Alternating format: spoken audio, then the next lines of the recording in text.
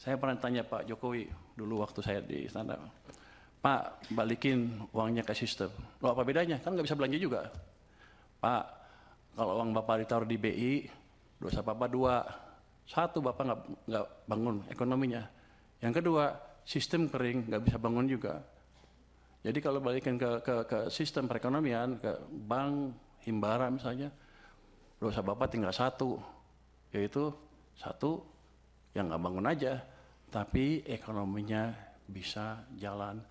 Kalau itu yang dimanfaatkan adalah real sector. Saya ingin tunjukkan lagi ya, kenapa zaman tadi udah cerita belum ya? Zaman Pak SBY tumbuh 6%, zaman Jokowi rata-rata 5% apa di bawah Pak SBY yang Pak Jokowi ya. Kalau Anda lihat di pertumbuhan uang MNO-nya, base money, teori dasar moneter itu, di zaman Pak SBY rata-rata tumbuh 17% lebih.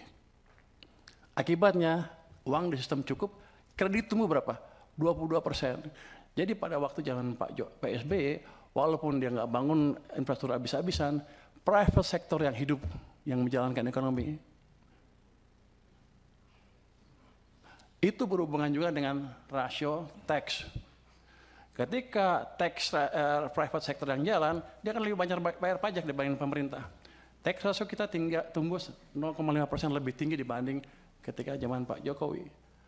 Pada zaman Pak Jokowi, uang tumbuh hanya sekitar 7% MNO-nya.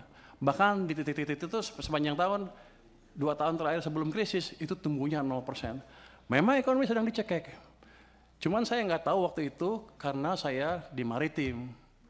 Jadi begitu 2020 saya diminta bantu, saya kaget. Pak, kenapa begini Pak? Bapak bangun apa-apa mati-mati pun nggak bisa. Karena mesin ekonomi kita pincang.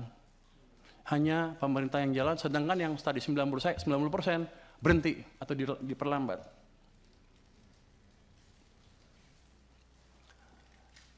Zaman Pak Prabowo juga bisa sama.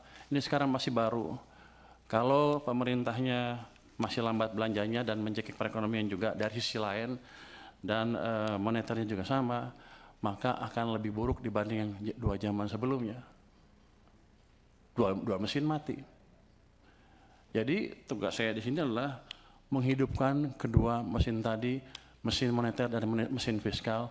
Nanti saya mohon restu dari parlemen untuk saya menjalankan tugas itu. Langkah pertama sudah kami jalankan. Saya sudah lapor ke Presiden, Pak, saya akan taruh uang ke sistem perekonomian. Berapa? Saya sekarang punya 425 triliun di BI cash, besok saya taruh 200 triliun. Sudah jalan belum? Sudah jalan belum? Sudah jalan? Lagi dijalankan. Kalau itu masuk ke sistem, dan saya nanti sudah minta ke Bank Sentral, jangan diserap uangnya. Biar aja kalau Anda ngejalankan kebijakan moneter, kami dari sisi fiskal yang menjalankan sedikit. Tapi nanti mereka juga mendukung. Artinya ekonomi akan bisa hidup lagi.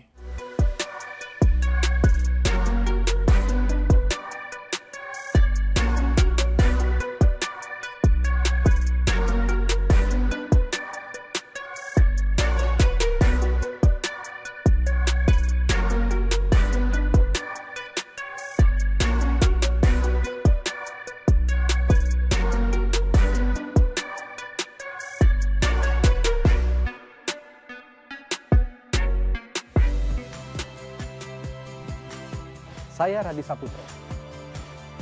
Saksikan program-program Kompas TV melalui siaran digital, pay TV dan media streaming lainnya. Kompas TV, independen, terpercaya.